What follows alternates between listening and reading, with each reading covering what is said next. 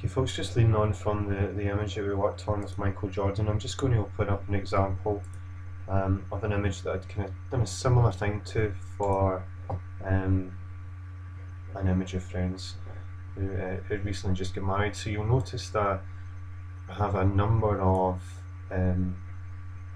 adjustment layers created here, and I've only actually just used one of them, again the black and white layer, to remove part of the image in order to keep the colour of the kilt and also the yellow flower. So all I'm going to do is just remove these layers so you can see what the original layer looked like, or original image looked like. So the first thing I did was create my brightness and contrast layer, and then also I put a curves adjustment layer on it.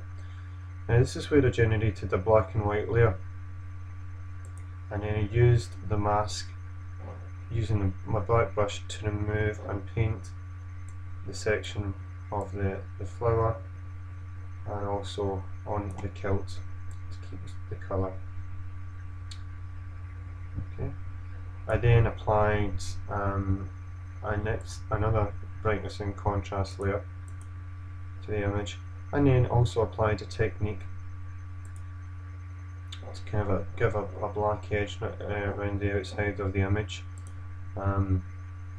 This particular technique I'll maybe just recap for you here just now, because it's quite nice. Kind of gives a wee extra touch to an image. So in order to generate that, what I did was I created a new layer, which is the new layer icon is down here. If I click on that, I've got a blank new layer. Now this kind of technique is called a vignette technique. And what I did was I then filled this blank layer with the colour white. So I've got white here as my foreground. Just need to select my paint bucket and fill it white. Okay, now don't worry, remember this is just a separate layer, so it can always be hidden, but I need this layer to look as it is in a moment. From there I'm going to go to filter and then the option of lens correction, which opens up a new window for me. Okay, now under the custom tab here, what I can do is affect the vignette amount, and you'll see what happens when I start pulling this slider.